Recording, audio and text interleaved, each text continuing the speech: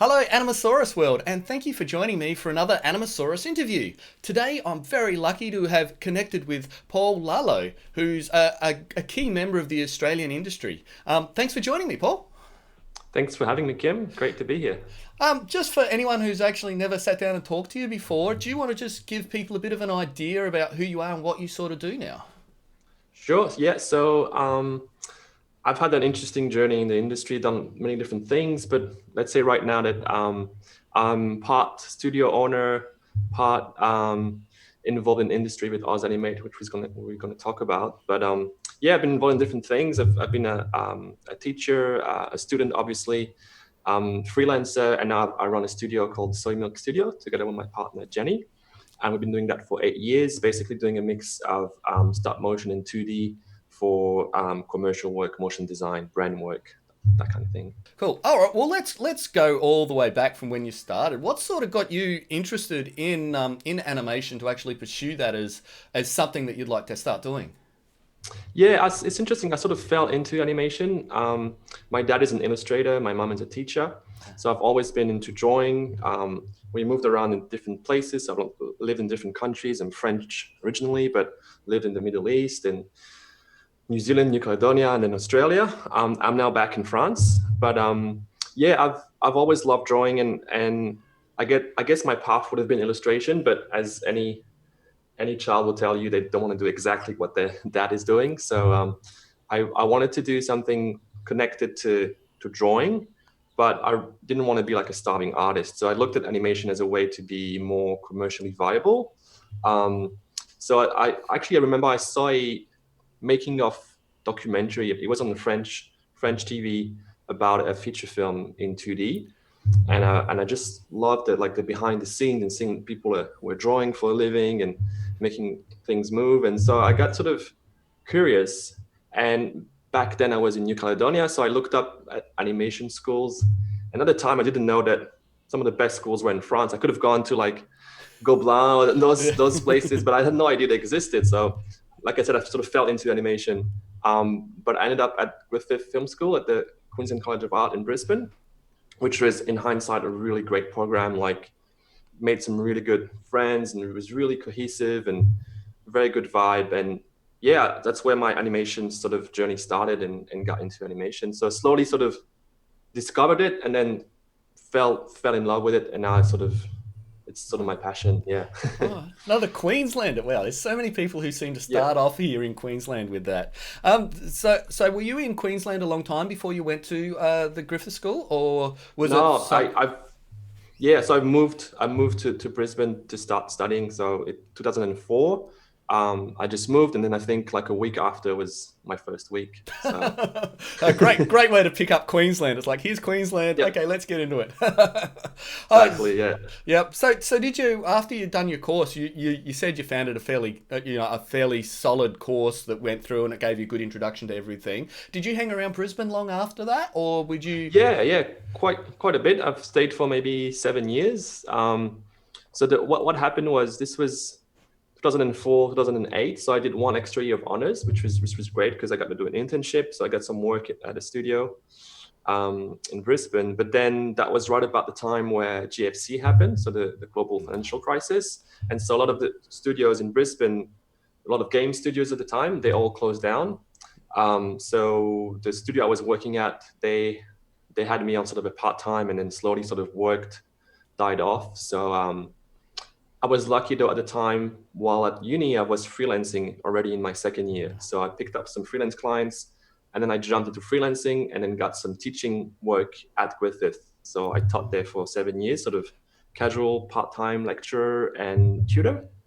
So that was sort of my two areas, teaching and then freelancing.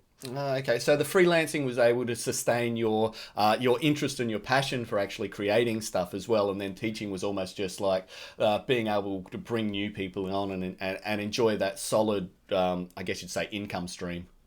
Yeah, exactly. And it was great because it gave me sort of that social interaction that you sometimes lack when you're freelancing. I was freelancing remotely, so at home mainly. So going into uni and teaching, and I had like a really nice buzz after each class of just being able to talk and I met lots of great students that I work with to this day. So it was really good to get that connection as well. Yeah. So that's like a fair chunk of, starting off, I guess. So what happened after you kind of, ventured off out of teaching then? Yeah. So what happened was back in 2009, I went to the Annecy International Film Festival, Yep. which to me was really eye-opening. Is again is probably the biggest animation festival in the world, and over there I got to meet my now fiance Jenny, and she then after 3 years came to Australia, and we sort of realized that I had too much work as a freelancer, and she was did long studies, and so she wanted to get into the industry, but she's from a different background, so she's more of a product designer. And so we realized that we could combine our skills, and basically we created a studio called Soy Milk Studio, which is stop motion and sort of motion design. And this way we sort of managed to collaborate and basically work together till this day. So it's been 8 years now, and it's going well. Yeah. Yeah, because I know you at some point you also moved down to Melbourne. Was that when Yeah. you did that? Yeah. So Yeah. So that was, it's hard to remember now, but I think it's 2017, yep. might have been. Yeah. So I moved to Melbourne, and just for a change, basically, because we could, and we wanted to see something else, and I had lots of friends that have moved down there and wanted to check it out. Really great city. Had Yeah, made some really great friends and loved the place. But yeah, we were there for 2 years, and now we've moved to France, where we've been here for 2 years as well. Whenabouts did you actually see that there was a need for? Because we want to talk. Oh, well, I want to get into why you started Ozanimate and about when you thought and why you saw a need for that I guess that information pool to be sharing the knowledge that you've got inside Ozanimate. Yeah, so it was right about, it was literally the day the day after when I graduated. So it was an interesting time because, like I said, I did an honors year, which was an extra year, so 4 years. So end of my third year, lots of classmates were going off in different places, um, slowly getting work, and some of them moved overstate. And I realized that, yeah, I was seeing what they were doing and the work they were involved with and where they were going in industry. But this was all sort of internal things, like we would share that in an email, or there wasn't really a online platform that was public where we could showcase animation that was made in Australia. Um, so there was literally nothing. So I just realized I might as well like create a blog and see how it, just document what people are doing and where they're going and what they're working on. So that was kind of the initial thing, and then it sort of grew and became what it is today. Yeah. It kind of grew out of that. Yeah, the initial spark was just a blog. Yeah. Yeah. And I was inspired by, I don't know if you've run into, there's a website called Cold Heart Flash and Motionographer. These types of websites were really like inspiring to me, and I was really into Flash at the time and teaching Flash, and um, Cold Heart Flash was like the place where you would go to and sort of get inspiration, and it was really like, I don't know if it's still around, but it was really really good website to discover work. Yep. But I guess the initial thing for me was I wanted this thing to exist even before, like while I was a student, because like I said, there was really nothing back then, and the idea was to create something now that I wish I had back then to help me understand industry, maybe get work, get inspiration, make connections, the community basically. That was the starting point, and I guess now it started growing. How do you think now that it has grown quite a lot? How do you think it kind of fits within the Australian sort of environment now? Yeah, so it's been, I think last year was our 10th year. So it's been around for 10 years. We've been doing various um, things. I think initially it was really like a place of inspiration, maybe more like a news. So it was kind of, updating people as to what work is being done and what are the sort of main industry news that we should all know about. And then came Facebook and Instagram, so that sort of linked into that. But also realized the last few years that people spend less time reading articles. So we've been working on a podcast, we launched a few months ago. So that was, I think, because of lockdown, a different way to connect with people, which I find is really interesting to now pursue. But the way it fits with the industry is sort of, yeah, it's just interesting. I get lots of emails now from lots of different people, like people that, from the mom that wants to get her little kid into animation and has no idea where to start. So I would direct her maybe to the schools. We have a directory as well, so I would direct her to schools and ask her where she's living, so I can connect her with maybe a workshop that's happening, um, or yeah, I also get high school students asking for like this sort of professional, connection that they have to do some assignments for work and for school. So I get those kind of sort of hobbyist emails, I would say. But then you have sort of more sort of professional people that, people that maybe have a big producing background and they want to work on like a major feature film and they want to connect with someone but have no idea where to start. So they find Ozanimate maybe through a Google search and email the website. And so I can direct them to people I know. We get lots of companies now, studio, that are posting jobs. We have a job board. So it's become kind of this place where people find it and then they can connect with the industry, basically. Because one of the things, or the way, one of the key things I found about it was the industry surveys which you ran, which I found very, very interesting to actually be a part of at that point. Because as a professional, it's not always questions that you talk about or you ask, but having somewhere that could do it unanimously to actually put details in and actually get feedback back. When you did that, was there any interesting sort of statistics which you found out of putting that information pack all together? Yeah, there was lots of really interesting things, and the spark for that was a similar thing. That I was getting a lot of the similar questions about what to charge, what the industry's like, and it came from a thread, I think, in DLF where we get that question again and again, where you have sort of people asking what should I charge as a freelancer or as a company, and I was just getting to a point where we're going in circles. Like we've been talking about this topic for so long that we need to put together some data and know what people are charging and not be really secretive about anything. Let's just share things and learn about what's really happening in the industry. So it came out of frustration from that, and also seeing students, which I was guilty of, going into the industry and really undercharging for their work. So I wanted to know what was this sort of the situation, the bigger picture, and get people to know where the baseline is in terms of salaries, but also all different information that was needed as well. But just get knowledge, sort of data, collect the data. And we've run the survey for 2 years now. And there's some, I mean, we could do an entire multiple series of episode about what came out of it. But what we've done is we sort of condensed all the information on the website, and you can go through and learn about, how many female animators are out there, how many, maybe Aboriginal people are in the industry. So it's getting stats about sort of demographics, but also entire sort of data about money, the money side as well, like what people are charging, what's the baseline sort of rate, hourly rate for, I don't know, like a 3D generalist, junior. So we could get really detailed on what people are charging and get everyone know about it.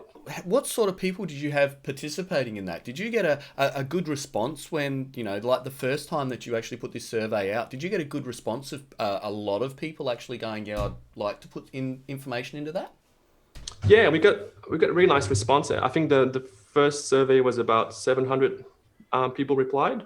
So considering our small industry, that's a pretty good sort of overview of what's going on, and from a variety of different places in the industry. So we got teachers, studio owners, students, graduates, freelancers.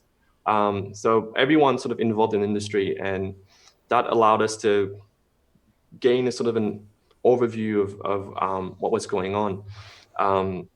Like I said, there's a lot of different things we could talk about. But if you go on the survey and have a look, we've put together like a really nice infographic that explains all the different things that we've discovered. For me personally, I was interested in the rates as well as a freelancer, and I realized that I was undercharging as well. Like I realized that my rates were too low, so that allowed me to sort of increase that and sort of align myself better with what people were doing. Yeah, it's a key part of the industry in itself because so many people are decentralized and you don't communicate. You do get a lot of undercharging, which kind of does degrade the industry as a whole when people are Yeah. not all charging similarly. That's why, especially in Canada now, looking at I can't remember which studio it is, but someone it's a big point where the first studio's now been unionized, and they're like, great, we've unionized, so they can start getting some standardization happening between studios in Canada. So, do you think anything like that might happen in Australia? There's certainly been talk about it. Again, it's a topic that's always coming back. So it's going to come to a point where someone's going to go and say, "Yep, I'm going to create this." I know there's a union that's sort of is working for us, but it's more for the film industry. It's called I think the MEEA, if I remember Yeah. correctly. So we have sort of a umbrella union that we, as animators or motion artists, we can um, connect to, but it doesn't really give you all the information about rates, and they're not really on top of our industry specifically. But there are some really great resources on their website, and I think you can just sign up and you can have like things about contracts and your rights in the industry. There's a lot of talk about super.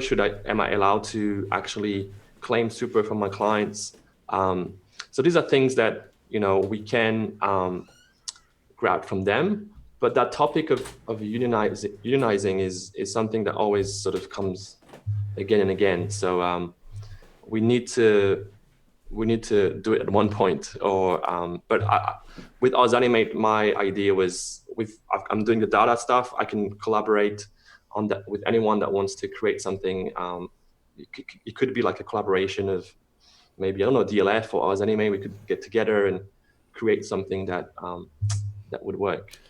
The way the industry sort of feels at the moment, because you probably get a fairly good idea of just the feel in the industry, there does seem to be a big push that there's going to be a lot of projects coming up really, in the future fairly quickly, especially with the government support that they've thrown out to try and attract more people into special effects and filming here in Australia. And the numbers we've had in Australia being fairly COVID positive or COVID minimal, I guess you'd say, it's going to Yeah. attract a lot of, I guess, films and special effects here. But so do you think that the industry, or do you get a general feeling that the industry is in a good spot to actually take this sort of work on? Yeah, it's been really like exploding in the last few years. There's another website we can direct people to. I think it's called Oz Screen. They basically work as a facade sort of website to attract overseas studios and producers to invest in making films, like on the Gold Coast, where there's facilities, and they talk about the government rebates and how there's tax incentives for feature films to be made in Australia. So there's definitely a push to that. In Melbourne, we've seen a really nice couple of years where there's been a lot of TV series for 2D animation. So even in Brisbane as well with Bluey, there's been really great work lately coming out of the different hubs, which is another thing we talk about in the survey is, where is the work? Is it in Sydney? Is it in Melbourne, Brisbane? Is there work in Perth? Knowing where people are and where they're working from is interesting as well. Yep. And I guess just because we are only going for a short time here, the next question is where do you see the Oz Animate website particularly going in the future? What's your aspirations for where it goes? Yeah, so I think it'd be really nice to do another survey, because it's been a couple of years now, and especially with COVID, we need to know how things have changed, because it's definitely been impacting in every industry, in our industry as well.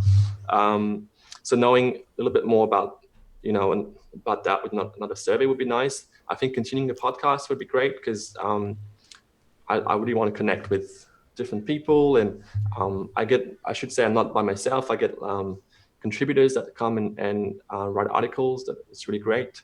Another key part of Ozanimate is Alex Grigg, which helped me early on.